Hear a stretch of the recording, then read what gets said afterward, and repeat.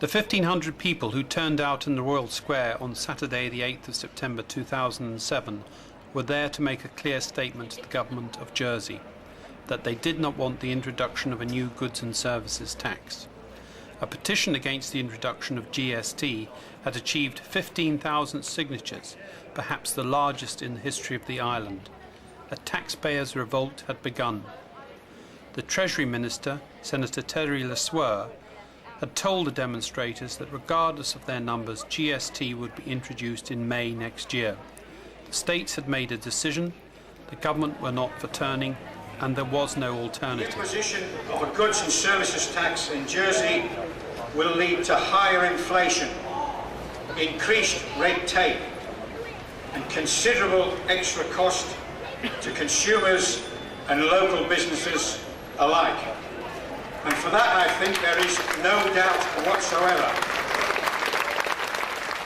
The Consumer Council speakers confined their speeches to the adverse impact GST would have on living standards and the cost of living.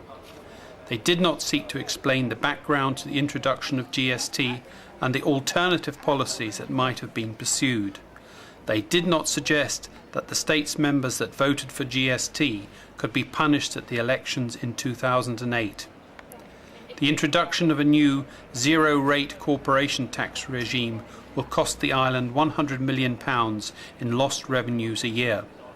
The government's consultants estimate that 1% of GST tax raises £10 million, so the eventual tax rate would have to rise to 10% from the initial 3%.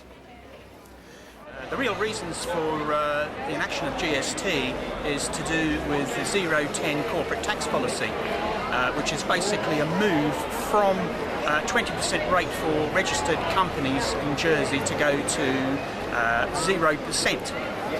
Most of these companies are not physical entities in Jersey.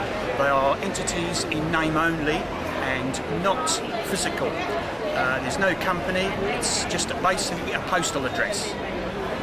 This is the reason, to cover this reason, we've had to introduce GST to cover the lost tax revenue from going to 0-10. So this is really not a tax about increasing tax for the benefit of the island, but creating a tax to create benefit for rich companies and rich individuals.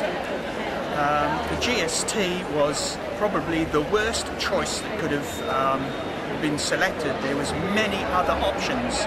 We could have gone for a capital gains tax, a properties tax, we could have increased income tax, we could have introduced a tax on the 35,000 companies that registered in Jersey, which seems an awful lot considering there's only 4,600 business postal addresses in Jersey.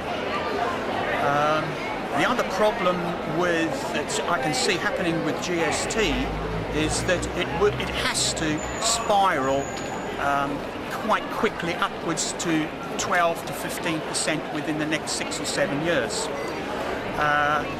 This is because our current taxation policies, our income tax, social security, the few people that will pay company taxes, and GST set at 3% is absolutely unsustainable. There's a great possibility that this island will go bankrupt. GST is a regressive tax that impacts most on the less well-off. It is riddled with social inequality. There are few exemptions to GST, and those that there are pander to privileged social groups. Private school fees, stamp duty on house sales, and yacht fuel. These concessions are clearly a political compromise designed to deflect protests from certain wealthy interests. Islanders are beginning to wake up to the fact that allowing a monoculture economy of finance carries a price. Islanders for the past 30 years turned a blind eye on the basis that their standard of living was as good or higher than elsewhere. Unlike the finance industry, that has a special arrangement that allows them to pay a relatively low fixed sum per year, small shopkeepers and local businesses bear the burden of administration and collection. For many households in Jersey, GST will greatly increase their tax bill. It is quite obvious that the government of the island has deliberately pushed the burden of taxation down the social scale. As the effect is felt on living standards, voters will be looking for candidates to voice their discontent.